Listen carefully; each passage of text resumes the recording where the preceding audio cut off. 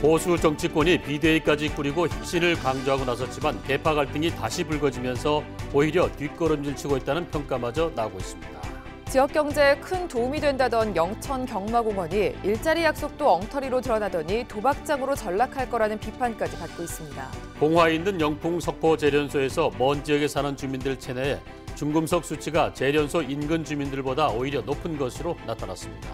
최근 논란이 된 일부 유치원에 이어 경북 도내 일부 사립중고등학교의 사유화가 도를 넘어섰다는 비판이 일고 있습니다. 여러분 안녕히 주무셨습니까? 11월 22일 목요일 아침 대구 MBC 뉴스투데이입니다.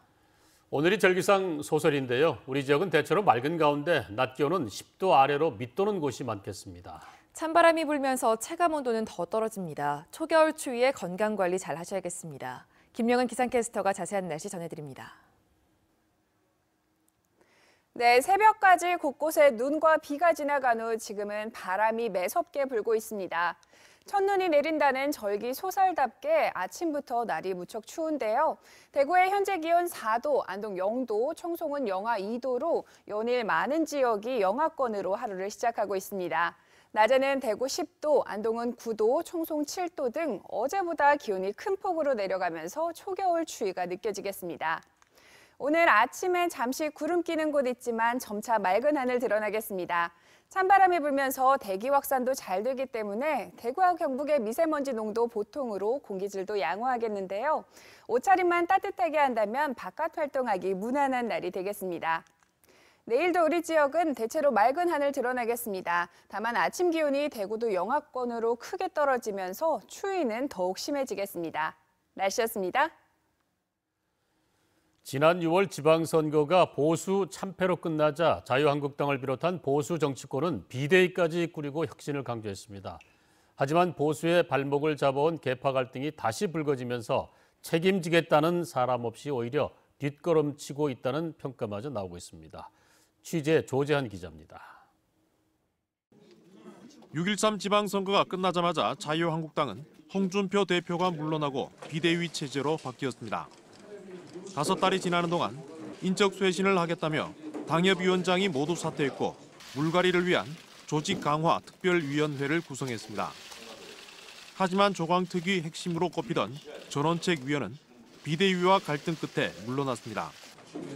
인적 쇄신이 아니라 오히려 친박, 비박 등 고질적인 계파 갈등이 다시 고개 들면서 쇄신에 의문점만 쌓이고 있습니다. 존재가 미약한 영남 다선. 네. 조광특위 위원장은 또 이제 여론조사 돌린 게 있다 아닙니까? 그것도 이제 뭐 이번 주 중으로 나온다니까 이제. 새로운 보수를 외치며 한국당을 나와 만든 바른미래당은 존재감마저 찾기 어렵습니다. 지역에서는 당직자 대부분이 그만둔 가운데 유승민 의원이 시당 위원장을 대신하고 있지만 별다른 활동은 없습니다. 지금 직무 대행을 맡고 계시는 거는 맞고요. 아직까지 뭐 조직 개편은 전혀 아니었습니다. 예, 6.13 끝나고 다른 위원장도 다 지금 끝입니다, 임기가. 대구와 경북은 선거 때마다 특정 당에 압도적인 지지를 보내며 보수의 성지라 불려왔습니다. 하지만 탄핵과 대선, 지방선거를 거치며 쇠락한 보수 정치권은 쇄신은커녕 고질적 병폐를 되풀이하며 보수층의 외면을 자처하고 있습니다. MBC 뉴스 조재한입니다. 영천 경마공원 사업 관련 소식입니다. 지역 경제에 큰 도움이 된다고 홍보했지만 그렇지 않다는 사실 이미 전해드렸었는데요. 이번에는 일자리 창출 약속도 엉터리였음이 취재 결과로 드러났습니다. 한태현 기자의 보도입니다. 한국마사회와 경상북도, 영천시가 지으려 한 내처럼파크 영천입니다. 경마공원이 문을 열면 일자리 260여 개가 생긴다고 마사회는 약속했습니다. 애초 예상치 1,500개보다 크게 못 미치는데요. 그러면 260여 명은 어떤 일을 할까요? 한국마사회가 밝힌 이들의 업무는 시설물 관리, 공원 운영, 청소 경비, 발매 안내입니다. 경마공원 핵심 인력인 한국마사회 직원을 비롯해 경마 조교사, 기수, 관리사 등은 채용 계획에 없습니다. 경마장 운영을 1년에 석 달만 하기 때문입니다. 경마장 운영 기간 석 달 동안 부산, 경남, 경마공원 핵심 인력이 영천에 파견 와서 일할 계획입니다.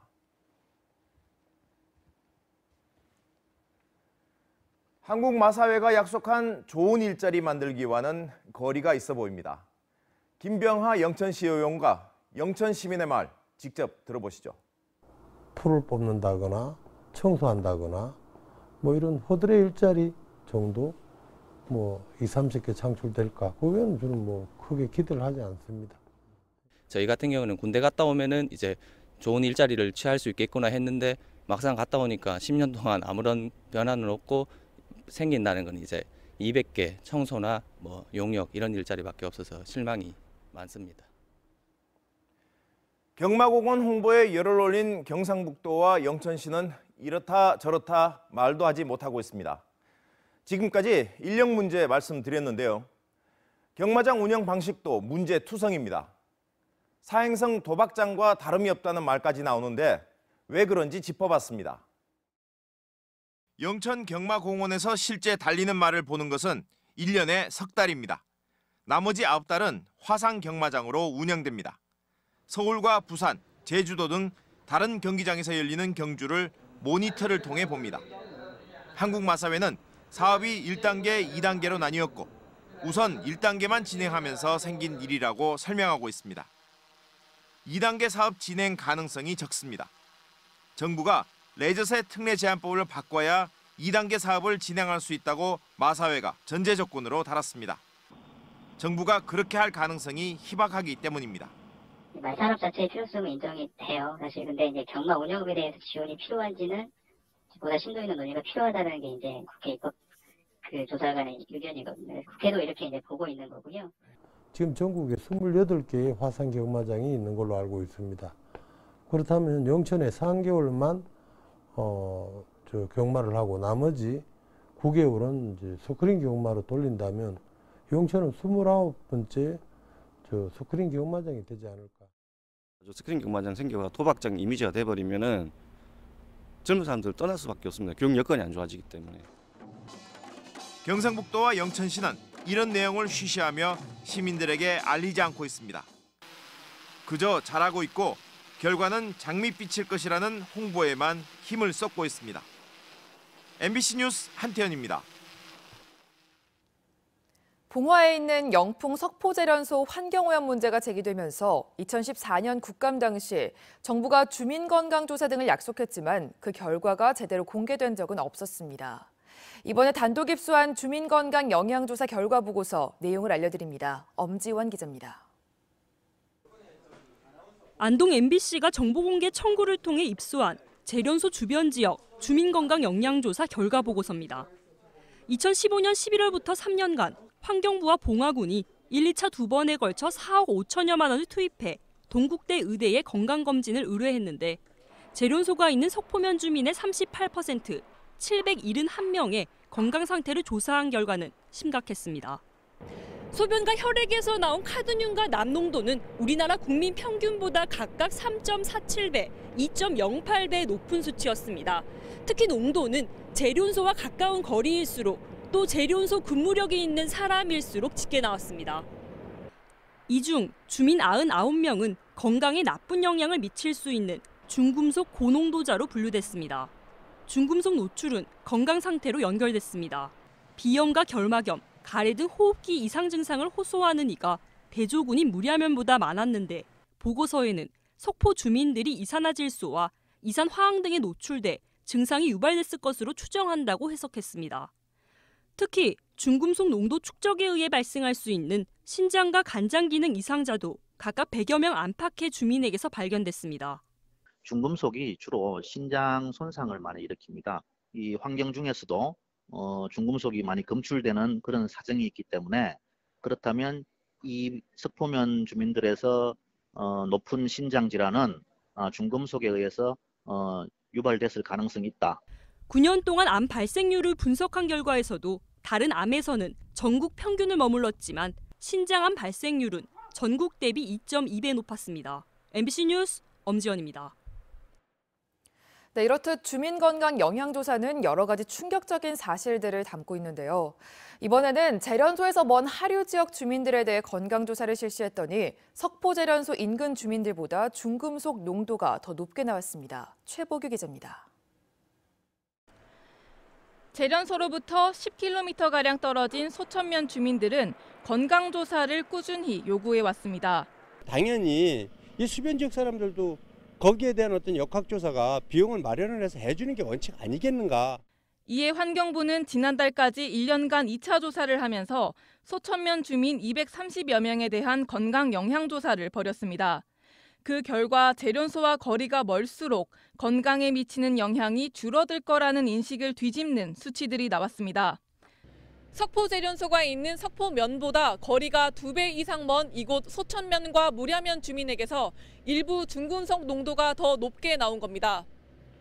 소변 내 카드뮴 농도는 소천면 주민의 평균값이 석포면 주민들의 것보다 높았고 혈중하연은 소천면과 무랴면 거주민이 석포면 주민들보다 높은 농도를 보였습니다. 강물에 폐광산이라든지 기존의 광산에서 나오는 중금속에 같이 오염이 돼서 복합적으로 이런 카드뮴 농도가 생성되었지 않을까 이제 그렇게 추정을 하고 있고요. 낙동강 상류 지역 오염 실태에 대한 정밀 조사가 필요하다는 의견이 나옵니다. 또 이번 조사에서 소천면 조사 대상 주민의 10%에 달하는 24명의 요중 혈중 카드뮴 수치에 이상이 있는 것으로 드러났습니다. 주민 건강 조사를 받았는 사람들 숫자가 전체 숫자에 비해서 너무나 작기 때문에 이건 더 확대해서 조사해 볼 필요가 상당히 있겠다 이런 판단도 들고요. 대기와 토양 등 주변 환경조사에서는 재련소의 영향이 다시 한번 입증됐습니다. 조사팀이 재련소로부터 1km 단위로 거리를 나눠 대기 속 중금속 농도를 측정했는데 거리가 멀어질수록 이산화질소와 이산화황 농도가 감소하는 경향을 보였습니다. 석포 재련소로 인해서 오염도가 좀 높아졌다. 공단 지역 비슷해지고 있다. 이렇게 말씀을 드릴 수 있겠습니다.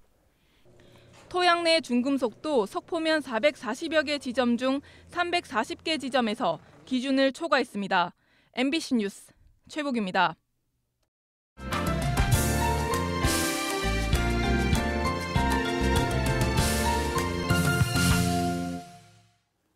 한창 뜨겁던 제주도의 주택시장이 잔뜩 얼어붙더니 좀채 풀릴 기미가 보이지 않습니다. 미분양 주택수는 역대 최대치를 기록했고 아파트 거래 가격은 5주 연속 하락했습니다. 제주 MBC의 김찬현 기자의 보도입니다. 제주시 애월읍의 한 대단지 아파트. 지난해 2월 분양이 시작됐지만 아직 분양되지 않은 물량이 남아 있습니다. 분양이 된 주택도 분양가보다 3천만 원 이상 낮은 값에 거래되고 있습니다. 인근에 들어선 오피스텔도 공사를 마친 지 넉 달이 됐지만 분양률은 80%에 그칩니다. 실제로 거래도 안 되고 실제로 임대도 잘 안 되고 분양에 대한 분양시장 자체가 굉장히 경쟁이 많이 됐죠. 이처럼 공사를 마치고도 분양이 안 된 주택만 700호가 넘습니다. 역대 최고치를 기록했고 20채에 불과했던 3년 전보다는 30배 이상 급증했습니다. 아파트 가격은 지난주까지 5주 연속 떨어졌습니다. 올 들어 전체 변동률은 2% 이상 하락세로 전국 평균 하락률보다 20배 높습니다. 주택을 산 뒤 들어가는 입주율도 57.1%에 머물러 전국 최하위 수준입니다.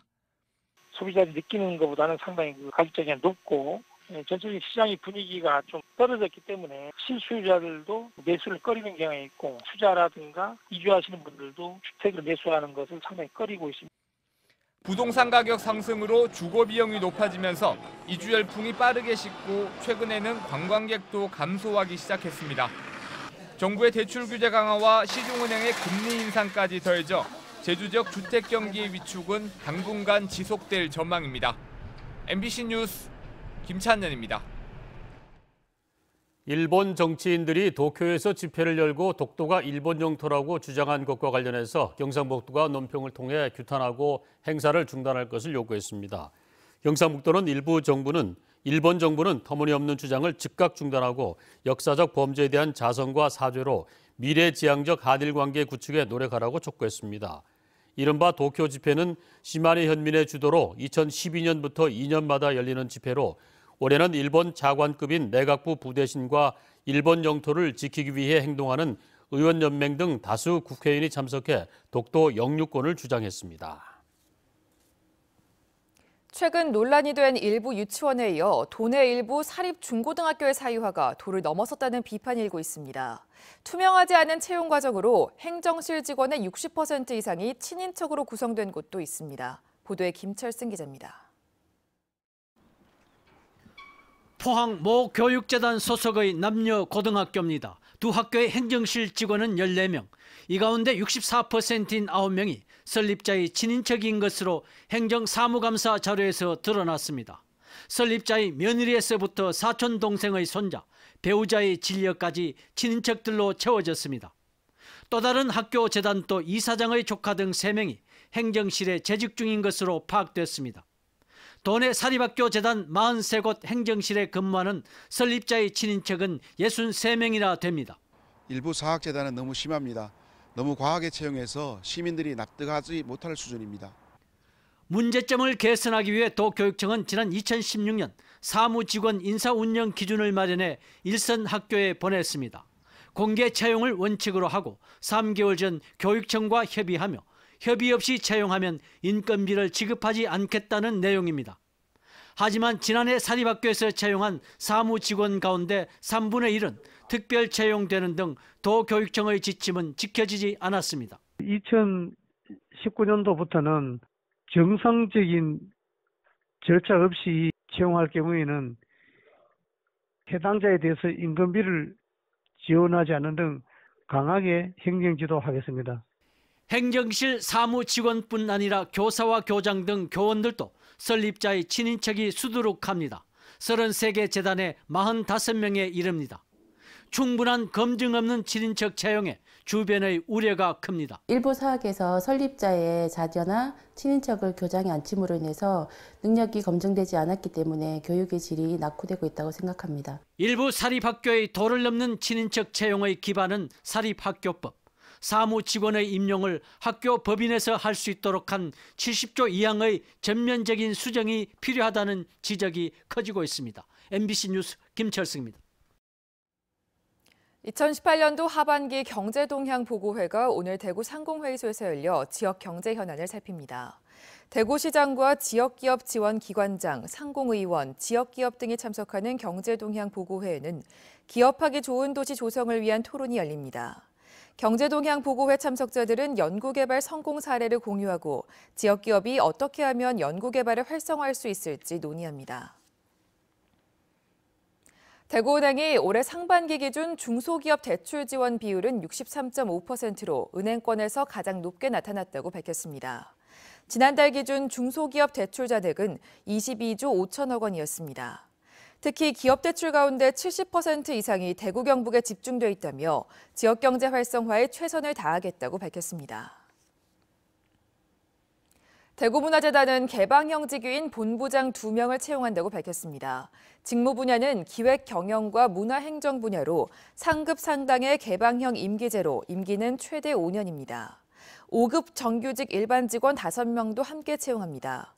본부장은 다음 달 3일부터 7일까지, 일반 직원은 오는 26일부터 30일까지 원서를 접수받아 서류와 면접 심사를 거쳐 내년 1월 2일에 채용할 계획입니다. 경산에서 대구로 학교를 옮기는 초중학생이 줄고 있습니다. 경북교육청에 따르면 지난달 말 기준으로 경산에서 대구로 옮긴 학생이 115명, 대구에서 경산으로 옮긴 학생이 117명입니다. 2년 전에는 경산에서 대구로 간 학생이 대구에서 경산으로 간 학생보다 110명, 지난해에는 30명이 더 많았는데 올해 처음으로 대구에서 경산으로 옮긴 학생이 많아졌습니다. 택지 개발로 인해 경산에 새로 생긴 학교가 많고 내신 성적이나 학생부 관리가 유리하다고 생각하는 학부모들이 늘었기 때문으로 분석됩니다. 경찰이 80대 할머니가 버스에서 두고 내린 병원 치료비 500만 원을 찾아줬습니다. 대구 강북경찰서에 따르면 동천지구대 소속 박재성, 순경이 지난 19일 오전 10시 10분쯤 89살 할머니가 500만 원이 든 가방을 버스에 두고 내렸다는 신고를 받고 할머니가 탄 버스 노선과 기사 연락처를 확보해 돈을 찾아줬습니다. 할머니는 치과 치료를 받기 위해 칠곡군 지천면에서 버스를 탄 뒤 대구 북구 도시철도 3호선 태전역 인근에서 내리면서 치료비 500만 원이 든 가방을 버스에 둔 것으로 밝혀졌습니다.